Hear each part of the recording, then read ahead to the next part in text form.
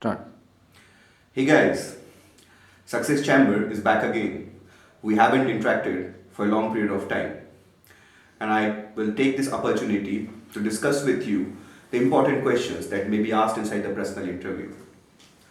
The first amongst them is introduce yourself.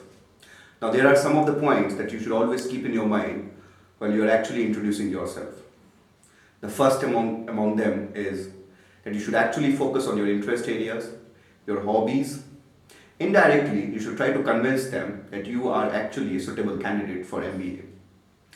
What inspired you to do MBA? What happened during your graduation that actually led to you thinking about MBA? What would you bring to the table once you enter into a Premier B school? These are all the things that are needed to be covered while you are introducing yourself. A short introduction should be given about the family background to which you belong, about your father's profession, mother's profession, what do your sister and brother, your siblings do. So these are all the things that should be covered inside the introduction. Now, introduction should not include too much about your professional qualifications, about your graduation college, or about your class 10th or class 12 percentage, because that is already being mentioned inside the data sheet that they are having. So something which is different, something which makes you different should be there to be a part of the introduction. Now the second thing which usually is asked is why MBA? And for engineers, it's a gruesome question. Why MBA after engineering? Now suppose you have done engineering in electrical, suppose you are an electrical engineer. So never ever tell this inside the interview that you didn't like engineering. You should always try to relate your engineering concepts with the things that would be taught inside the MBA. So one of the sample answers that actually I gave inside my interview for IIM Lucknow was I was quite interested in engineering, and I learned these all concepts while doing my electrical engineering, and I wanted to have a scientific approach to management since I had a work experience of 2 years around. So what I realized is that these are all the things where I was actually lagging behind. And I thought a scientific approach to management will actually improve my leadership skills. So the main point here you should notice is that nobody can actually develop the inherent qualities that are needed for being a manager. Nobody can change your psychology, nobody can change your mindset. But one thing which can be changed is your approach to solving problems. And your approach to solving problem is actually changed once you enter into a Premier B school. So that should be emphasized upon once you're actually talking about why MBA after engineering or after any graduation degree.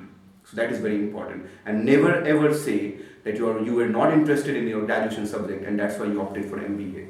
BE schools, especially the Premier B schools, are not looking for people, are actually looking for people who will bring a lot to the table rather than portraying yourself to be someone who will use that B school as a platform to attain something in your life. So always talk about your qualities, what will you bring to the table. Now the third question is, sometimes it's asked like why FMS, why I am Ahmedabad, why I am Calcutta. So this question is a dicey one. You should remember one thing, you are not expected to praise the institute. One or two lines suffice. So you are not expected to praise the institute, you are not expected to talk about the number of permanent faculties who are there, not about to talk about the infrastructure which is there.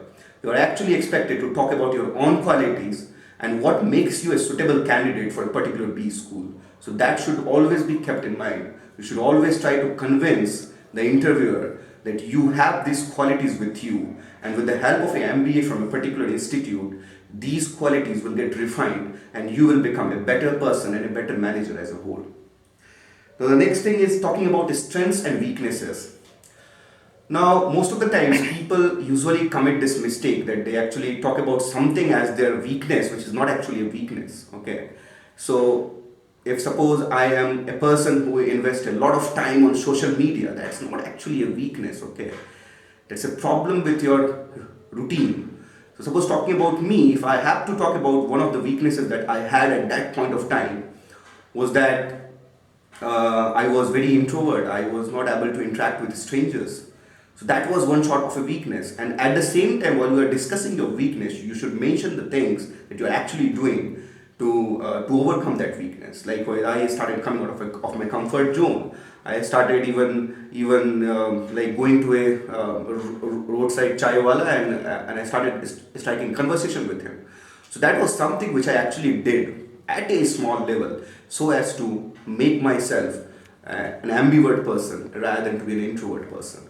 So these are all the things that you should know. Now talking about strengths should include those things which make you a good manager. Likewise, risk-taking capability, a balance between the returns and the risk that you actually take. You should be concerned about others. You should be like a father figure for all the employees who are actually working under you.